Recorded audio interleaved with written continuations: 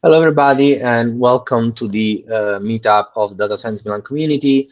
Today, we're going to talk about methods for detecting silent failures in machine learning models. Before we start, I would like to give you a quick introduction to the community. We are an independent group that was founded on February 2016. It is a technical community. It counts more than 1.7 thousand members. And what we do, we organize events like this one online, but also in physical venues. We typically meet every month.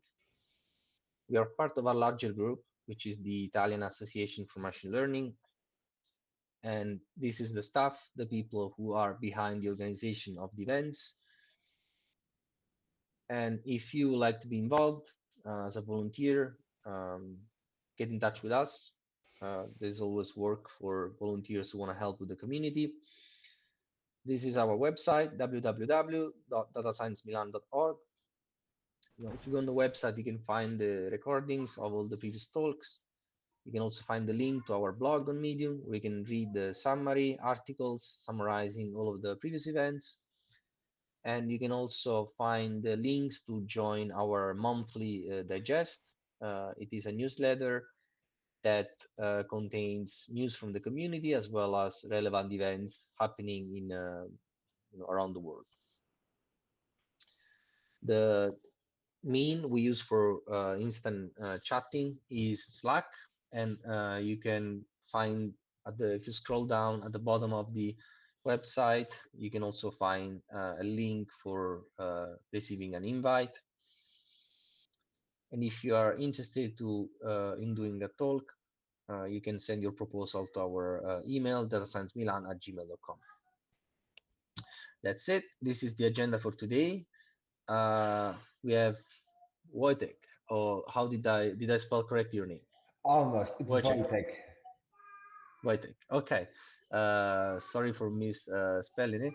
And he's the co-founder of NannyML. I'll leave that to you, the chance for introducing yourself in 1 minute. Before we start, I would like to ask you to help us spreading the word. So those are our main channels. You can find us on Twitter, Facebook, YouTube, and on LinkedIn. Please share posts, help us spreading the words, such that other people will be able to reach us and join one of our next events.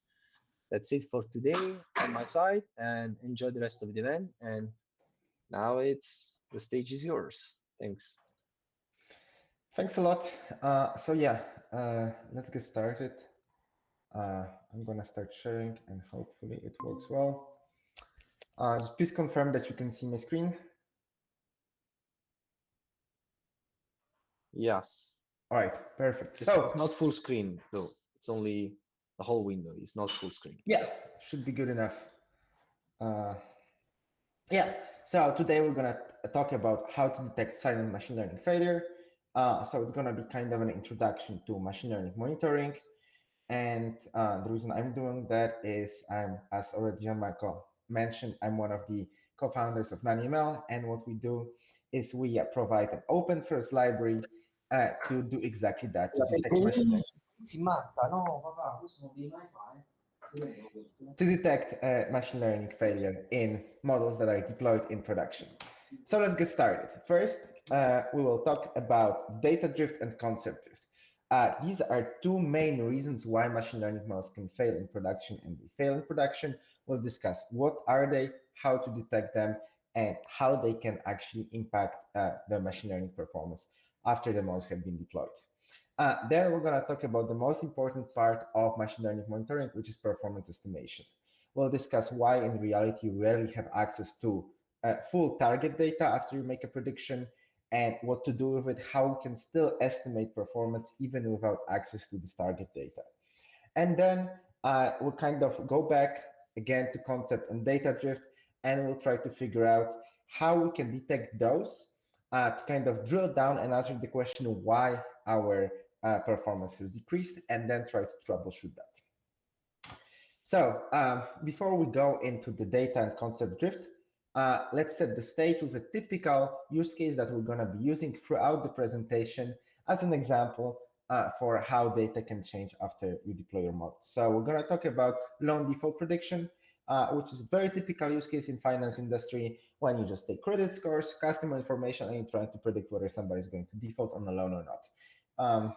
The methods we'll describe here work on all kinds of use cases as long as they deal with classification. But just to give an example, we're going to use that one. And what we're trying to predict is non-payment within 1 year, which means that we'll have to wait to get our target information after we make the prediction for entire year, because we don't know whether a person is going to default or not for this year. And we're going to use technical method to evaluate the performance. So anytime I mean performance, I will mean for the purposes of this use case, I will mean ROC-UC, which is a very typical metric that is used to evaluate the performance of your machine learning models, if they deal with classification, of course. So let's jump into it. To define data and concept drift, we'll need to kind of restate what is the goal of machine learning. And the goal is obviously to find the true pattern in the data, something that is the underlying generating function that exists out in the world. It can be probabilistic or deterministic, doesn't matter. And what we're trying to do is based on observed data, we're trying to capture this pattern using machine learning. So there's some kind of true pattern. Here as an example, you could see that maybe we're trying to predict positive or negative class, and there's just one feature, feature X. And we'll see as the X increases, the relative frequency of the negative class also increases. This is the unknowable true pattern that exists in the world. What then happens is that we need to collect some data about it. So we're going to do some kind of sampling from the population. This is going to be our sample, and we're seeing that the sample, can, for example, here can be normal around some value of X. And then what we get in the end is going to be our training data set, which will be a sample from our population. So it's going to be very close to the true pattern around the places when we actually got the data. So this is the data. And once we have that, we can train our machine learning model, validate it, and then deploy it. And after we do that, some things might change. So the first thing that can change is our sampling. So we're sampling this data in some way, maybe, it's about how customers come to us, which of them decide to sign up. This is going to be our customer base. It's still not the entire population. It's still a sample from that. And as maybe our business changes, maybe our marketing efforts change, this sampling might also differ. So before we were sampling from kind of normal looking population around the mean, and now this sampling method has shifted to the right. And that means that our data is also different, which will impact the performance of machine learning models in some cases. So just to reiterate, data drift is a change in joint model input distribution. So all the features that we know about our data, all the input features, if the distributions of that changes, we see data drift. And this change can be on univariate level. So this data changes only when it comes to one feature, on multivariate level when it changes in multiple features, but it can be also multivariate in slightly more subtle ways, when we will see the change in correlation between features, but we will not actually see significant change in the univariate distributions, which makes data drift detection not a trivial task. So that's data drift. Before we jump into how it can impact model performance, let's define concept drift. So concept drift is not the change in the sampling, but the actual true underlying pattern in the data, something that we are trying to capture with our machine learning models. So maybe before, the relative frequency was like you see here in dark purple. And you will see now that there is more people that would be, or more rows in the data sets that would be positive instead of being negative. So the actual underlying concept changes. And if we have pure concept drift that is not accompanied by data drift, we would see that there is no change in the sampling. And that would mean that even our data looks very similar to the data we trained our model on the input side, the actual target distribution will be different. And that, of course, means that the concept that we learned and captured with our machine learning model is no longer very relevant. And that means that our models are very likely to fail. So data drift might or might not lead to drop in performance, whereas concept drift almost always will lead to significant drop in performance and model failure.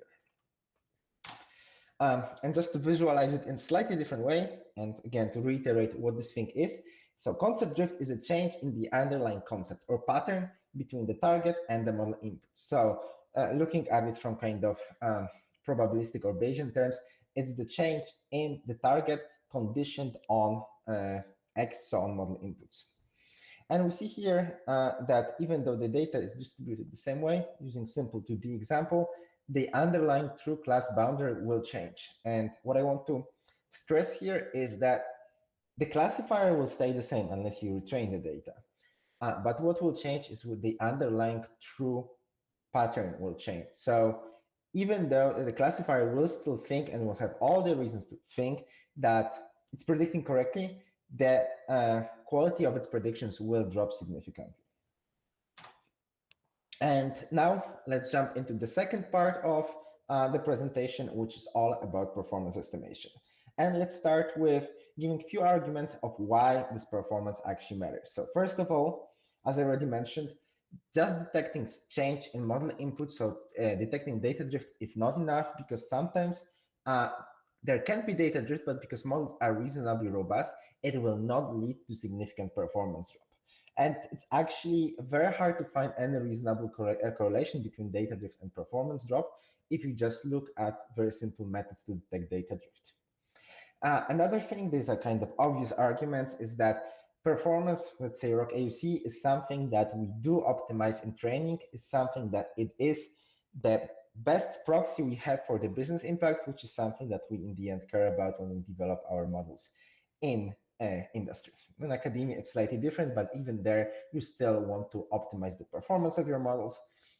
So performance on your validation set is important, but in the end, what actually matters is the performance on your real data that you get after you deploy your models, because that's what drives business impact. And now the easiest way to kind of monitor the performance of your model would be just to calculate it. And in few select use cases, you can do that because the ground truth becomes available very fast after you make your inference. For example, in high frequency trading, you're gonna wait maybe a fraction of a second until you actually know whether your prediction was correct or not. But in most use cases, you do not get the ground truth immediately. So first and foremost, just using our example, if you predict something that's far in the future, like the loan defaults, you will have to wait for a very long period of time to get the ground truth. And without it, it's impossible to just calculate the performance. Secondly, and another subset of use cases, even when you do get the target data, the labels, they are often incomplete. And let's use our example again. When we get the data, we will know whether the people we have given loans to, whether they defaulted or not. But we will never know whether the people that we denied loans would have paid them back. Which means that we only can fully calculate kind of half of the confusion metrics for which we made a prediction to give the loan to. And then there's a third subset of automation of use cases which deal with automation. So anytime we're trying to automate human labor, let's say do some kind of document classification or text summarization or anything that has to do really with computer vision, we are automating work that was done by a human, and we can still spot check the algorithm and maybe manually reprocess 1%, 2%, few percent of data. But for vast majority of these predictions, we will never get the ground truth because doing so would basically invalidate the entire idea of automating the process. So in summary, we rarely have full ground truth about whether our predictions are correct or not. So we can rarely, if ever, compute performance of our models after they have been deployed. So the solution to that is to estimate performance. And here I will not go too much into detail, but I'll just try to give you the general intuition behind how it's actually possible to estimate the performance. So we're gonna start with data drift. And we're gonna look how the confidence of the model is changing due to data drift. So imagine that the first picture on the left is what we see before we deploy the model. So maybe it's our test set, maybe it's our validation set. And we see that there's two classes, plus one, let's say here, plus two here on the right. And there's some data points spread here and there. And vast majority of these data points is in regions when the model is very confident. So when there's high concentration of either positive or negative samples. So here and here. And then as time goes by, the data drifts, the distribution of the data changes. And it just so happens that now there's much more data points on the class boundary. So in a region when model is not confident. So you can see here in this red region, we see higher concentration of data points. And based on that, we could reasonably assume that the model is not performing as well as before because it's mostly dealing with the data sets that are harder to classify. And this is something we can leverage. And the way we do it is you can look at the class probabilities, basically. So you take the model scores that you output a number between 0 and 1 that is supposed to say how probable is that the given data point belongs to class 1. You make sure that these scores represent actual probabilities by doing probability calibration. And once we have that, we can start constructing expected confusion metrics. So we can, assuming that the model calibration is correct, we can try to see what is, according to the model certainty, expected number of false positives, false negatives, etc. Once we have that, we can basically calculate any metric without knowing the ground truth. Of course, this method makes one huge assumption, which is that there is no concept drift that I mentioned. But on the other hand, it fully captures the effect of data drift in any shape or form. And we don't need to know anything about model inputs. We only work with model outputs and more specifically model scores. So that's how we do it in a nutshell. And let's look at the results. So we took one of the widely available data sets and something that is well known to quite a few data scientists, I would say, which is the California housing data set that's available on Kaggle via scikit-learn data sets and basically anywhere else. We thresholded the target to turn it into a classification problem. And using our method, we trained the model on the part of the reference data. And then we tried to predict performance. And as you can see, of ROC AUC. And as you can see, our method follows the ROC AUC quite well. And one of the strengths here is that we don't need to tune the model much. The only thing that actually requires tuning on the side of the performance estimation is the calibration of probabilities. But once this is done, this method is really quite robust and can work for very far future.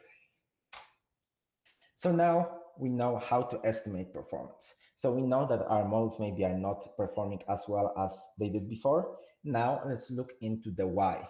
What are the potential causes for that? And now we're going to look at specifically data drift detection, not for the purposes of mapping it to performance, but for the purposes of troubleshooting and figuring out what exactly went wrong. And we can do it in two ways. First one is univariate. So we're going to look at every feature separately. We're going to assume that they are more or less independent. And we're going to look at how distribution of given feature is shifting in time. And to do that, we can use either KS test for continuous features or a chi-square test for categorical features. And we're going to just measure the output statistics and the p-values. And if we see that there's significant change from our reference data, which can be early production data for which we have the labels, or it could be the test data. If we're going to see significant change, we can conclude that given feature has significantly changed. But this method has a number of shortcomings. First one is if we have 200 features, we're going to get a lot of alerts all the time. And most of them, or some fraction of them, will be false positives, and we're going to be drowned in alerts. Secondly, is that this method looks at every feature separately, and that means that if there is some more complex change in the data, we are likely to miss it, even though it might be very impactful on the model performance, especially if our model is nonlinear. So to kind of resolve these, address these shortcomings, we can look at the multivariate data drift detection. And for that, we developed a nifty technique that has to do with the data reconstruction. So what we're going to do is we're going to perform some kind of dimensionality reduction method, such as PCA, UMAP, or variational autoencoders. So we're going to compress the data, and then we're going to do the inverse transform. So we're going to decompress the data. And we're going to learn this dimensionality reduction on our reference data. So then the model that we train, PCA, variational encoder, whatever it is going to learn the internal structure of the data. Some things like VAE, so variational autoencoders, can capture any kind of relationship. Other, such as PCA, are much more constrained in what kind of geometry they can capture, but still they will capture internal geometry of the data. Then we're going to take this trained or fitted model, and we're going to apply it on our data set that we want to analyze, so our analysis data set. What we're going to do there is we're going to compress and decompress the data.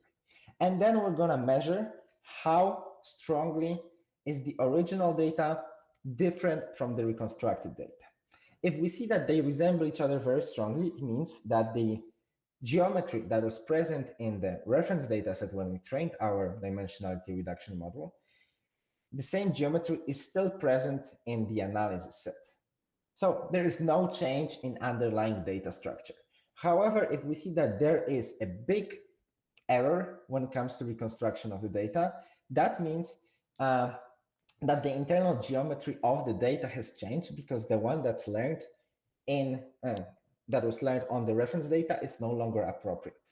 That allows us to summarize data drift in a single number, and from there, combining that with univariate data drift, we can look into exactly what features have drifted, what combinations of features drifted, what maybe principal components have drifted, and from there, it's then up to us, to data scientists, to manually figure out how to resolve the issue, whether by retraining, by adjusting data, by gathering more data, or anything else. So now let's look a bit deeper into the algorithm itself for the data reconstruction, starting with the requirements. So we can pick basically any algorithm that does this kind of dimensionality reduction plus inverse transform, as long as it satisfies few requirements. First of all, this encoding needs to learn the internal structure of the data, as I said. It needs to reduce the dimensionality, so we need to constrain it some way, so that this internal structure cannot just memorize all the data. We need to be able to do an inverse transform to calculate the reconstruction error. And the last one, which is actually very important, is that there's going to be this latent structure, so the reduced dimensionality space, and it needs to map stably to the original space. So if you look at, for example, traditional autoencoders, very small difference in the latent space can map to a huge difference in the original space. That means that trying to calculate this reconstruction error wouldn't be meaningful, because small random changes in the data can actually lead to huge reconstruction error.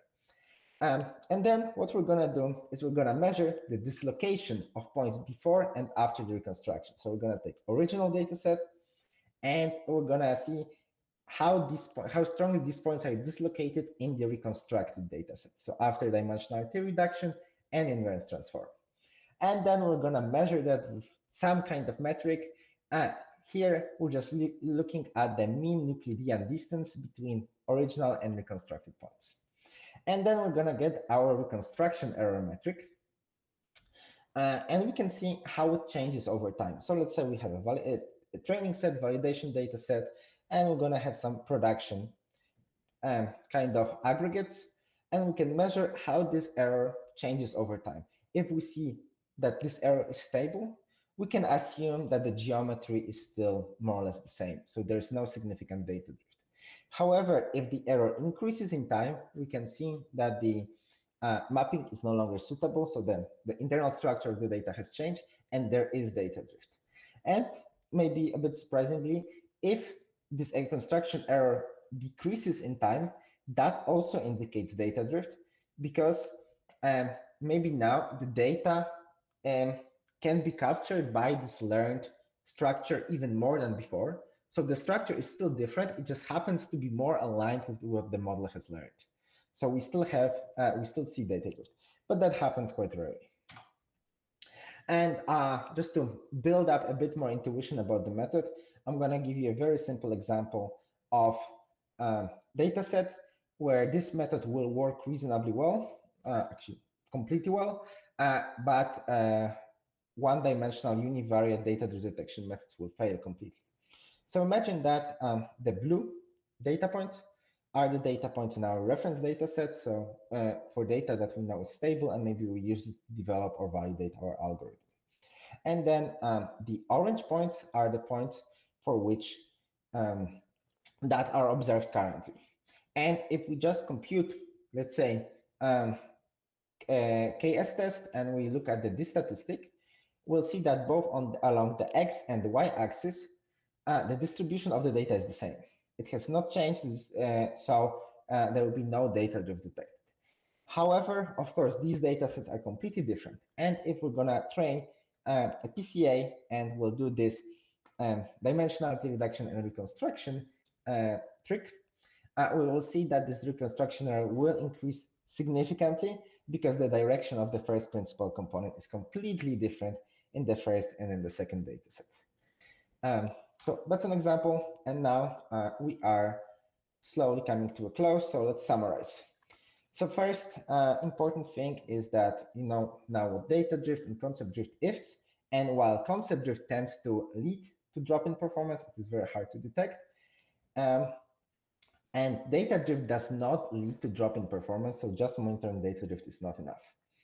Another thing is that the production targets are often not available to calculate performance because they are either delayed, not fully available, or if we're dealing with automation use cases, they are not available at all.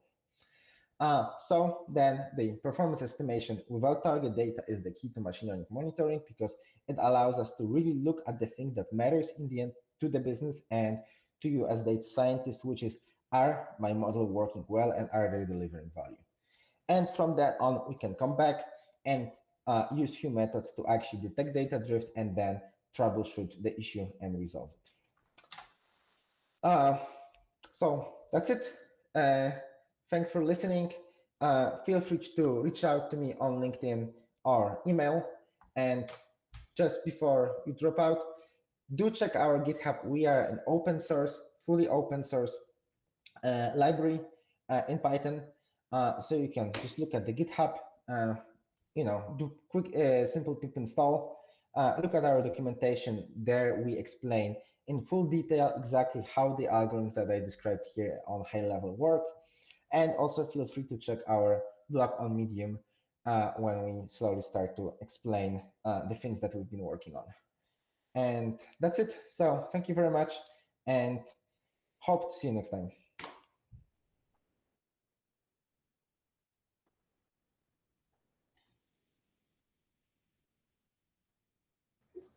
Thanks a lot. I've added a couple of questions in the chat. If you want, I can read them loud. That would be great. Yes, please.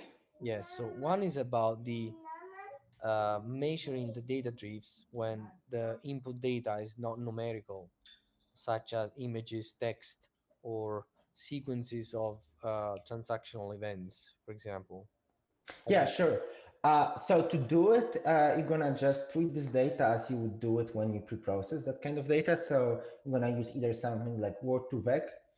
You're going to basically convert it into numerical format, vectors, most likely, just like you would do before you feed it into neural network to do your NLP task. So to do this kind of data drift detection, you need to work with data that has already been pre-processed. So it's kind of one step before it's fed to the machine learning model. Okay, so you're talking about the embeddings of those. Yeah. So if I have a model that is working directly on the raw image, like a convolutional net, Mhm. I would take one of the last layers, like not the last, but maybe the one before the last one, and use that one as an embedding layer. Sorry, no, for that, you could just work with raw pixel values because these are already numbers. But when you work with an NLP task, when you start with words, then you need to embed them in some space that when they can be represented as numbers. Okay, but I take the raw numbers of the pixel. I cannot do univariate, of course. It doesn't make sense. I will have to use. I cannot do PCA also. I don't think it makes much sense. Mhm. I probably will have to. You'd have to embed it in some way. That's true. To be honest, right now we focus mostly on the tabular data use cases because they tend to be less stable. As like a cat is a cat. If you try to do a computer vision test that detects, let's say, animals, they will always look the same. So you do not expect to see a lot of drift. And when it comes to language models, um, apart from sentiment analysis, the use cases also tend to be reasonably stable because the meaning of the words doesn't change that much. If you want to do some kind of sentiment measurement on Twitter, then of course this can change month to month of what a given phrase means. It can be ironic and then serious and then ironic again. So that will change. But generally, the use cases that need monitoring the most are the tabular use cases. If you want to use these methods for monitoring non-tabular use cases, you would need to do the embedding. Okay, thanks a lot. And assume among the techniques for reconstructing the data, have you also considered the generative adversarial networks? Yes, that's a great question. We've made very limited experiments with it, and we plan to do more. It would be probably the most powerful technique, maybe on the same level as variational autoencoders. To take the idea would be, of course, to train GAN and then take the discriminator part of the network and to see if it would basically say that something is wrong looking at the data that comes in our analysis period. So that would work. We had very practical issues with stability, and you get a lot of false positives because they become overly sensitive. But it's something that's definitely worth working on. And again, since we're open source, if that's something that interests some of you and you want to get involved, then by all means, please do, reach out. We have a Slack community, or directly on GitHub submit an issue where you would like to, work on it. That would be actually amazing. Awesome. Yeah. I invite everybody from the community if interested to contribute to that project. Thanks a lot. All right, then. Thanks a lot. And yeah, that's it. Yeah.